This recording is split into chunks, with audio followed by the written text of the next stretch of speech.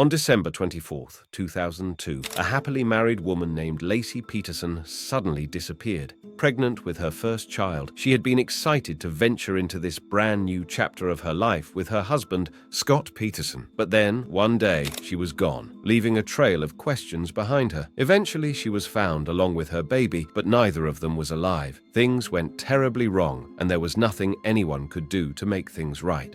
Hi, and welcome back to Crime Case Files. Before proceeding, we offer our deepest condolences to Laci's family for bearing the loss of not one, but two lives. Laci Denise Peterson was born on May 4, 1975, to parents Sharon Anderson and Dennis Robert Rocha, who first met in high school and owned a dairy farm in Escalon, California. She had an older brother named Brent Rocha, born in 1971. Laci began helping out on the family farm at a young age and shared her mother's love for gardening.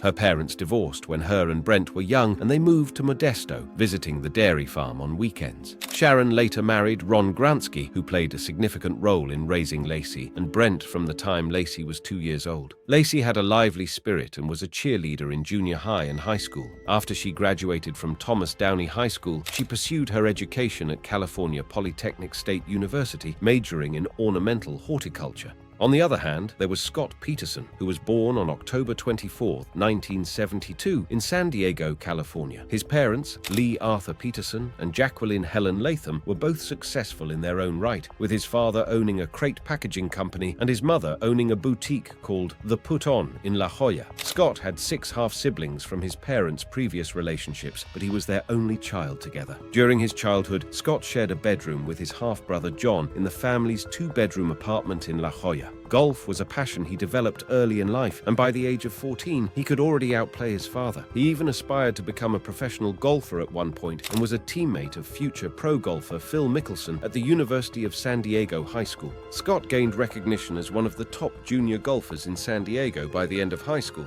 During Laci's time at California Polytechnic, she would occasionally drop by the Pacific Cafe to visit a friend who worked at the restaurant. That's where Scott worked as well, and in mid-1994, she took the initiative to send him her phone number, firmly believing that he was the man she would marry. Scott gave Laci a call, and their dating journey began. As their love blossomed, Scott made a significant life decision, putting aside his dreams of becoming a professional golfer to focus on pursuing a business career. Their courtship lasted for 2 years, and after that, they decided to move in together. The couple's love story reached a new milestone in 1997, when, after Laci graduated, they finally got married.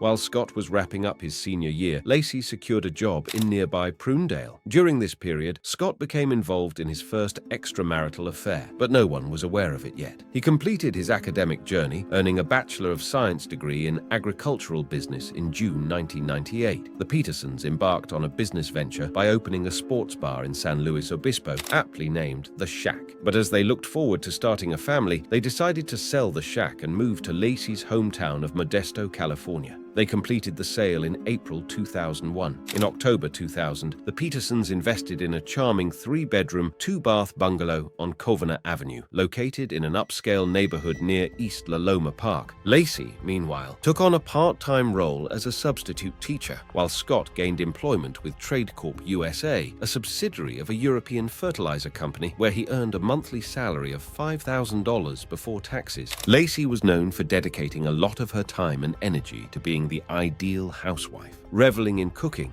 entertaining, and tuning in to Martha Stewart. In 2002, the couple received the most delightful news. Laci was pregnant, with her due date set for February 10, 2003. They had already picked the name Connor for their upcoming son. However, in November 2002, a new character entered the story when Scott was introduced to Amber Frey, a Fresno-based massage therapist, by a mutual friend. This encounter marked the beginning of a romantic relationship between Scott and Amber, which later on caused unbearable chaos in their lives. On December 23, 2002, Laci and Scott planned an outing to Salon. Laci's sister, Amy Rocha, was on hairdressing duty, and Scott was in the chair for his monthly trim. While at the salon, Scott generously offered to collect a fruit basket that Amy had ordered, a small act of kindness for a sibling. However, this errand was intertwined with his plans to play golf the following day at a nearby course. He shared this golfing plan with others, setting the stage for what was expected to be a Christmas Eve filled with golf swings. Later that evening, Laci's mother, Sharon, had a phone conversation with her daughter around 8:30 p.m. The events that unfolded afterward left everyone confused and shocked. According to Scott, he was the last person to see Laci before she vanished. He bid her goodbye at approximately 9:30 a.m. on December 24th as he readied himself to go on a fishing trip to the Berkeley Marina. Laci, in contrast, was at home, watching a Martha Stewart show centered on the delicate art of meringue making. Her plans for the day involved mopping the floor, baking cookies, and taking the family dog for a stroll to a nearby park. Around 10:18 a.m., a neighbor named Karen Service found the Petersons' dog, a golden retriever named Mackenzie, unaccompanied outside the residence. She did her good deed by returning the dog to the Petersons' backyard, but her act unknowingly marked a crucial moment in the timeline. At around 10:45 a.m., another neighbor named Mike Chiavetta crossed paths with Mackenzie as he played fetch with his own dog. The Modesto Bee reported that an unnamed female neighbor also encountered the dog with a muddy leash as it roamed the neighborhood. She guided the dog into the Petersons' yard as well. At 2:15 p.m., Scott left a voicemail for Laci, the essence of which was to check in, sharing his whereabouts. "Hey beautiful, it's 2:15. I'm leaving Berkeley." Upon his return home that afternoon, Scott's eyes fell on Laci's car parked in the driveway, but there was an eerie emptiness within the house. Mackenzie, the dog that had previously been found outside, was now in their backyard. Scott's version of the events includes a shower and washing of his clothes. He also knocked on a neighbor's door, inquiring if they had seen Laci. He mentioned he had been golfing that day and had tried to reach Laci, but he couldn't get through to her. The unsettling puzzle pieces fell into place when Scott dialed his mother-in-law, Sharon, to ask if Laci was with her. This phone call proved to be the moment when Sharon realized that Laci was missing.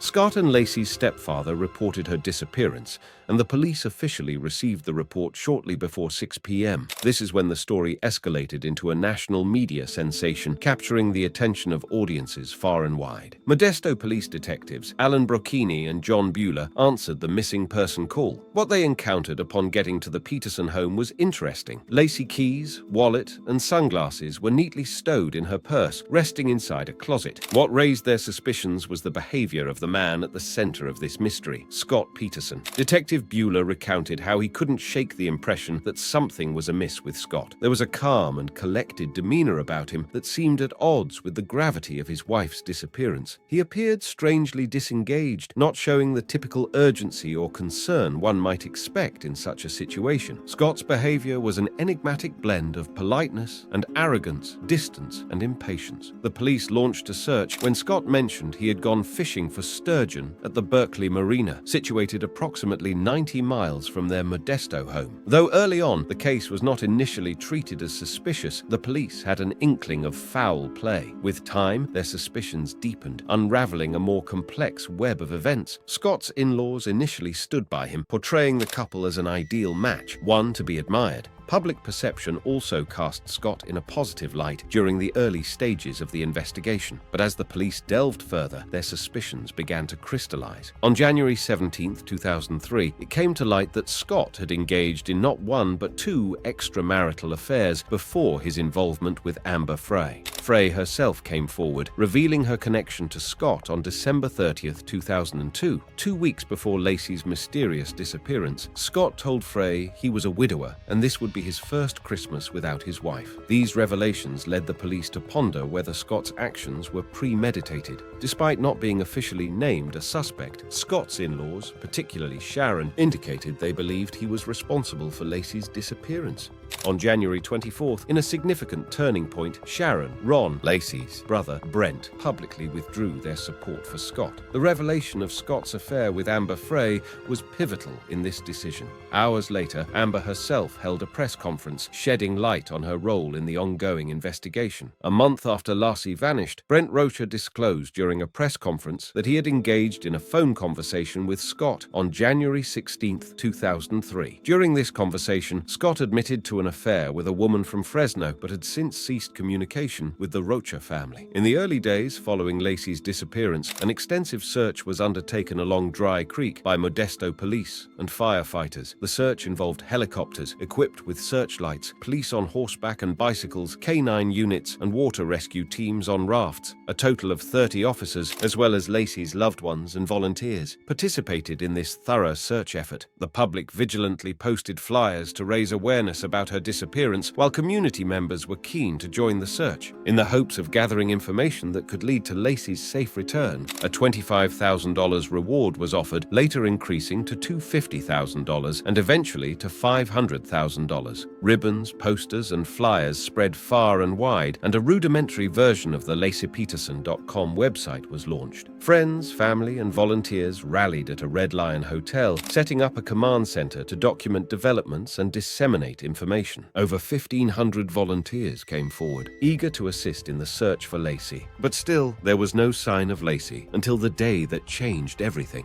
On a spring day in 2003, the grimmest of discoveries was made in Richmond's Point Isabel Regional Shoreline Park in the San Francisco Bay Area. A couple out for a walk with their dog stumbled upon the remains of a newborn baby boy left to decompose in a marshy area. What's even more haunting, the baby's umbilical cord was still attached, suggesting that his birth had taken place in a far from ordinary manner, just a mile away from the infant's resting place. The eastern shore of the bay concealed yet another dead body. A lifeless woman who had been pregnant recently had washed up on the rocky shoreline. The state of decomposition was so severe that her remains were barely recognizable. Soon, DNA tests confirmed what many had feared. Both bodies belonged to Laci, the expectant mother, and her unborn son. Autopsies were carried out on both victims by Dr. Brian Peterson, a forensic pathologist. The fetus had not decomposed like his mother, and despite his sad condition, showed signs of injury. Nylon tape was found around his neck in 1.5 loops, and a noticeable cut marked his body. Laci's exact time and cause of death remained elusive. Her cervix was undamaged, while 2 cracked ribs left a question of when these injuries occurred, whether before or after her passing. Her upper body had been emptied of its organs, leaving only her uterus, which acted as a protective shield for her unborn child. This explained why he was in a less advanced stage of decomposition. It was finally concluded that the fetus had passed away within Laci's womb and then been expelled from her deteriorating body. But even in the courtroom, during cross-examination, there was uncertainty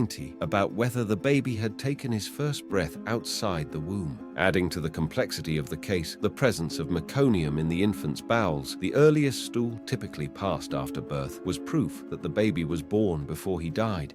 The discovery of the 2 bodies intensified the hunt for Scott Peterson. Detectives Brocchini and Bueller were hot on his trail, having discreetly placed a tracker on his car. They realized Scott was in San Diego at the time and feared that he might make a run for the Mexican border. The FBI and local police weren't far behind in this intense pursuit. They conducted thorough forensic searches of Scott's residence and belongings. One significant piece of evidence was a strand of hair found in a pair of pliers on Scott's fishing boat. Mitochondrial DNA testing linked this hair to Laci's hairbrush, casting more suspicion on Scott. Their search didn't stop there. Scott's pickup truck, toolbox, warehouse, and boat were all subject to scrutiny, and among the findings was a homemade anchor discovered in the boat. Scott explained he'd created it by mixing a 90-pound bag of concrete. He claimed he'd used the rest of the bag to repair his driveway. However, a detective found something that raised eyebrows during his search of Scott's warehouse. On December 27th, he noticed a cement-like substance on the wooden bed of a boat trailer. 5 circular areas on the trailer showed less powder than other parts, and a sledgehammer, as well as a dustpan surrounded by white powder, added to the suspicion. The prosecutors believed Scott had crafted 5 anchors and used 4 of them to weigh down Laci's body in San Francisco Bay. Scott's dramatic arrest unfolded on April 18, 2003, near a golf course in La Jolla. He told his family he was meeting them for a leisurely round of golf, but something was amiss. Scott's typically dark brown hair was now shockingly blonde, giving him a conspicuous new look. His Mercedes, too, raised eyebrows as it was crammed with an array of peculiar items. There was nearly $15,000 in cold hard cash, a stash of 12 Viagra tablets, survival gear, camping equipment, several outfit changes. Not 1, not 2, but 4 cell phones, and even 2 driver's licenses, his own and his brothers. The plot thickened when Scott's father, Laci Peterson, explained that the extra driver's license was used merely to snag a San Diego resident discount at the golf course. Scott's car, teeming with these items, was his makeshift home, all due to the relentless media attention. But the police and prosecutors had an entirely different interpretation. To them, these peculiarities painted a damning picture, suggesting Scott had a plan to escape to Mexico, possibly eluding justice. Shortly after his arrest, on April 21, 2003, Scott faced arraignment in the Stanislaus County Superior Court, presided over by Judge Nancy Ashley. He was slapped with 2 felony charges of premeditated murder, each accompanied by special circumstances. To these grave accusations, Scott uttered a resolute not guilty. Judge Al Girolami of the Stanislaus County Superior Court eventually decided to move the trial to San Mateo County, primarily due to the overwhelming public sentiment in Stanislaus that had largely made up their minds about Scott's guilt. Scott Peterson's trial commenced on June 1, 2004, and the stage was set for a high-stakes legal battle. The prosecution argued that Scott's motive for Laci's murder was his extramarital affair with Frey. They highlighted Scott's actions in the days surrounding Laci's disappearance, particularly his assertion that he had been golfing and inquiries about the use of cadaver dogs to search the park where Laci was believed to have walked their dog. The defense admitted Scott's infidelity, but ridiculed the idea that he'd give up his entire life for a relationship that was only 4 dates old. He accused the police of rushing to judgment. The prosecution, lacking direct evidence, leaned heavily on circumstantial evidence, citing Scott's dissatisfaction with his marriage, the pressure of Laci's pregnancy, his desire to continue his affair with Frey, and financial troubles as potential motives. They contended that Scott made cement anchors to weigh down Laci's body in San Francisco Bay. The trial saw numerous witnesses, including Sharon Rocha, testifying about Scott's behavior and absence during Laci's disappearance, while others reported Scott's emotional detachment. The defense questioned the reliability of mitochondrial DNA testing, which linked a hair from Scott's boat to Laci. They raised doubts about the concrete anchor's existence and location and suggested the fetal remains were of a full-term infant, hinting at an alternative theory that someone kidnapped Laci, made her give birth, and disposed of both bodies in the bay. The jury eventually found Scott guilty of 2 counts of murder, 1st degree for Laci and 2nd degree for the fetus. Scott was sentenced to death. The jury believed Scott's demeanor and numerous small pieces of circumstantial evidence signaled his guilt. On March 17, 2005, Scott was transferred to San Quentin State Prison, where he joined death row inmates in the appeals process. Additionally, a judge ruled in favor of Laci's mother receiving the proceeds from a life insurance policy that Scott had taken out on Laci. Scott, at the age of 50, was moved from San Quentin to Mule Creek State Prison and is serving a life sentence without parole. We've come to the end of today's discussion on the Laci Peterson case. If you found this video insightful, please express your support by liking it and subscribing to our channel for more engaging true crime content. Your viewership means a lot. Until we meet again, take care.